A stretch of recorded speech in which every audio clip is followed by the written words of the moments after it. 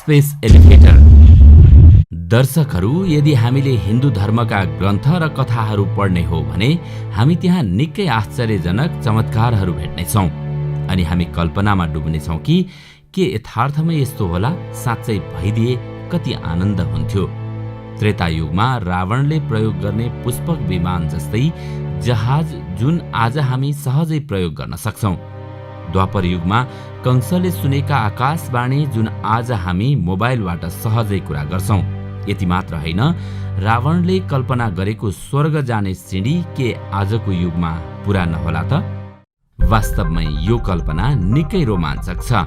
त्यति बेला अन्तरिक्ष जहाँ उन्नत सभ्यताहरू बास गर्ने कल्पना गरिन्थ्यो, आज त्यही अन्तरिक्षमा जानका लागि वैज्ञानिकहरू लिफ्ट यानि कि स्पेस एलिभेटरको निर्माणमा जुटेका छन्। यस्तो लिफ्ट न तपाईले कहिल्यै सुन्नु भएको थियो न देख्नु भएको थियो, तर हामी तपाईलाई विश्वास दिलाउन चाहन्छौं यो त एक अत्याधुनिक लिफ्ट हो जुन निकै मसिनो कार्बन नेनो ट्युबबाट बनेको हुन्छ। अहिले वैज्ञानिकहरू यस्ता विशेष किसिमको धागोबाट अन्तरिक्षसम्म पुग्ने लिफ्ट बनाउनका लागि अनुसन्धानमा जुटेका छन्। जापानमा जापानको ओबियासिया कम्पनी कर्पोरेसनले सन् 2035 सम्ममा यस्तो स्पेस एलिभेटर बनाउने जानकारी सार्वजनिक गरेका छन्। कल्पना गरौं, एक पातलो रिबनको लम्बाई मोटाई भन्दा सैकडौं मिलियन बराबर छ। यदि 1 मिटर बराबर चौडाई 10 नेनोमिटर हुन्छ भने एक DNA हिलिक भन्दा अलि बढी र फुटबल ग्राउन्ड जतिकै लामो हुन्छ। तब चौडाई 1 माइक्रोमिटर भन्दा कम हुन्छ, अर्थात् यो हाम्रो RBC बराबर हुन्छ। के तपाईँ यति मसिनो धागोबाट नियन्त्रित लिफ्टमा बसेर जिन्दगीलाई विश्वास गर्न सक्नुहुन्छ? यस एलिभेटरका लागि पृथ्वीको सतहबाट जियो स्टेशनरी अर्बिटसम्म लगभग 1 लाख किलोमिटर पातलो लामो रिबन आवश्यक हुन्छ। इन्टरनेशनल एकेडेमी अफ एस्ट्रोनोमिक IAA को भनाइ अनुसार उनीहरूद्वारा बनाइएको रिबनले 20 टनसम्मको भार वहन गर्न सक्दछ।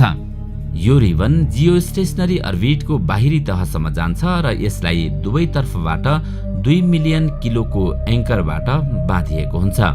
यदि यो प्रोजेक्ट सफल भएमा अन्तरिक्ष र मानव बीचको दूरी सदाका लागि बदलिनेछ, किनकि यो यात्रा मात्र 10 घण्टाको हुनेछ।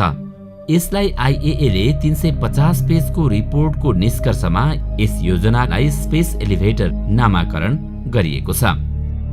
यस प्रोजेक्टको मुख्य उद्देश्य यो हो कि जतिसक्दो छिटो बनाउन सकियोस्।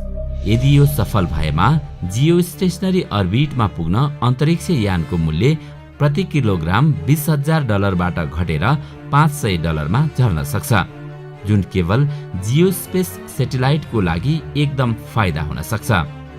यसबाट निकै टाढाको ग्रहको गुरुत्वाकर्षणलाई धेरै सस्तोमा प्रयोगमा ल्याउन सक्छौं।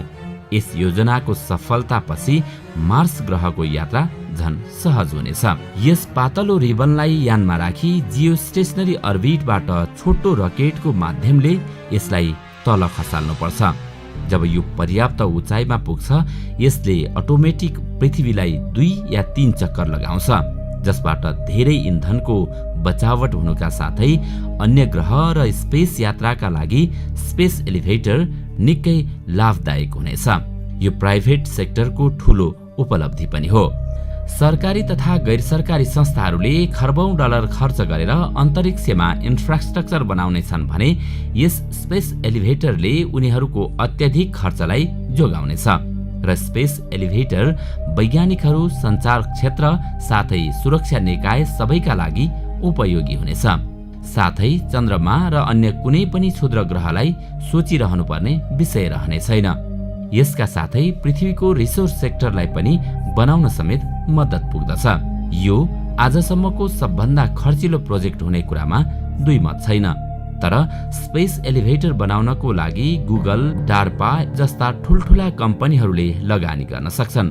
त्यसैले यसको फन्डिङ पनि चिन्ताको विषय हुने छैन। आर्थिक तवरमा समृद्ध भएका देशहरूले लगानी गर्न सकिने कुरा यस रिपोर्टमा उल्लेख गरिएको छ। तर यस प्रोजेक्टमा सबभन्दा बढी बाधक तेथर अर्थात् रिबन नै हो। मेटेरियल साइन्समा अहिले पनि स्पेस एलिभेटर बनाउनको लागि त्यस्तो वस्तुको खोजी गर्नु पर्दछ कि जसले मजबुत, लचकता र बलियो बनाउन सकियोस्। हाल उपलब्ध भइरहेको टेक्निकले केही मात्रामा सहयोग पुर्याइरहेको छ। युरोपियन युनियन र जापान यसलाई बनाउनको लागि 100 किलोमिटरको यात्रा पूरा गरिसकेका छन्, तर अहिले पनि यो अर्बिटको उचाइ भन्दा धेरै टाढा छ। साथै आजको त्यथरको मेटेरियलले धेरै उचाइसम्म जान दिइरहेको छैन। आईएएले अहिलेको टेक्निक कार्बन नेनो ट्युबको बारेमा खोजी गरिरहेको छ र सन् 2025 सम्ममा सुरु गर्ने अनुमान गरिएको छ। जापानको एक कम्पनी ओबियासी कर्पोरेसनले केही वर्ष अगाडि सन् 2050 सम्ममा धरतीबाट अन्तरिक्षसम्म एक स्पेस एलिभेटर बनाउने घोषणा गरेको थियो, जसमा 1000 किलोमिटर लामो तेथर अर्थात् रिबन बनाउने भनिएकोमा लो अर्थ अर्बिटको सफलता पश्चात 1 दशकको अन्तरमा 1 लाख किलोमिटर उचाइ तेथर बनाउनेछ। अहिलेसम्मको प्राप्त जानकारीका आधारमा अब यो कम्पनीले सन् 2035 सम्ममा स्पेस एलिभेटर बनाउने बताइएको छ। स्पेस एलिभेटरको डिजाइन पनि धेरै सरल बनेको छ।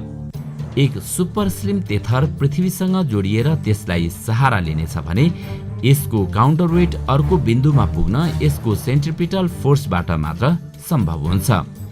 अहिलेसम्म धेरै मानिसहरूले सोचिरहेका थिए कि उल्का, पिण्ड या क्षुद्र ग्रहलाई आफ्नो अधीनमा राखेर यसलाई एङ्कर बनाइनेछ। तर रिपोर्टमा आईएएले बताए अनुसार पहिले निश्चित रूपमा स्पेस एलिभेटर नै बनाउनु पर्छ। स्पेस एलिभेटरका लागि अन्तरिक्षमा रहेको कवाडी सामानहरू जुन पहिले प्रयोग पश्चात निरन्तर घुमिरहेका छन्, त्यसलाई प्रयोग गरेर एङ्कर बनाउन सकिन्छ। अचम्मको कुरा यो छ कि जुन एलिभेटर बनाउन सुरुमा लगभग 1 लाख किलोमिटर लामो रिबनको डोरी आफ्नै वजन यति धेरै हुन्छ कि यसलाई नै अन्य कुनै काउन्टर वेटको जरुरत पर्ने छैन। कुल रिबनको आकार गोलाकार हुनुपर्छ, साथै केही पनि किनारा हुनु हुँदैन। यदि किनारा भएमा यो चुडिने सम्भावना बढी हुन्छ। यसमा रहेको अंकुशको भार तलतिर राख्नको लागि यसमा कार्बन नेनो ट्युबका धातुको कंकालको साथमा घुमिरहनु पर्छ। दुवै अंकुशको इनर्जी 2 स्टेजमा हुनुपर्छ। पहिलो इनर्जी यस्तो किसिमको फ्याँक्नेछ जुन सेटेलाइटलाई अन्तरिक्षमा पठाउने बेला लाग्नेछ र 40 किलोमिटर पार गरिसकेपछि सौर्य ऊर्जालाई प्रयोग गर्नुपर्नेछ जुन पृथ्वीको वातावरणबाट ठिक तवरले निस्कियोस्। आईएएले अनुमान लगाए अनुसार पृथ्वीबाट स्पेस एलिभेटर मार्फत सबै उचाइमा पुग्नको लागि 7 दिन लाग्नेछ। लिफ्टको केन्द्रबिन्दु कार्बन नेनो ट्युब्स कम्पोजिट रिबन कागजका टुक्राको रूपमा केही सेन्टिमिटर चौडा र पातलो हुन्छ। कार्बन नेनो ट्युब्स 1991 मा खोजी भएको थियो।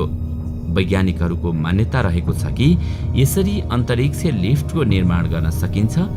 यसको लागि एक मात्र उपाय हो जुन कार्बन नेनो ट्युब, जुन अहिलेसम्मको हल्का र मजबुत सामग्री हो। कार्बन नेनो ट्युबमा स्टिलको तुलनामा 100 गुणा बढी भार वहन गर्ने क्षमता हुन्छ र प्लास्टिकको रूपमा लचिलो हुन्छ। कार्बन नेनो ट्युबको क्षमता र यसको बनावट अनौठो छ, जुन फुटबलको बनावटसँग मिल्छ। रिबनले अन्तरिक्ष रेलको लिकको रूपमा काम गर्छ। यो लिफ्ट 13,000 टन वजनमा रहेको हुन्छ। यदि यो योजना सफल भएमा यसमा 100 टनको वजन बराबरको मानिसलाई स्पेसमा लैजान सकिन्छ। तर पनि यस स्पेस एलिभेटर बनाउनका लागि निकै विवादको सामना पनि गर्नुपर्ने हुन्छ। हुन त हरेक देशले यसलाई एक्लै बनाउने प्रयास गर्नेछन्, तर यसको लागत यति धेरै हुन्छ कि यो कुनै एउटा देशले मात्र बनाउन सम्भव छैन। यति मात्र कहाँ हो र, यदि हामी यसको मार्गको बारेमा कुरा गर्ने हो भने पनि यो धेरै यस्तो ठाउँबाट प्रवेश गर्नेछ जहाँ कैयौं लिगल जोनको बारेमा बहस हुनेछ। समुद्रदेखि लिएर टेरिटोरियल स्काई, इन्टरनेशनल स्काई, यहाँसम्म कि अन्तरिक्षको कारणले धेरै बहस निम्त्याउनेछ।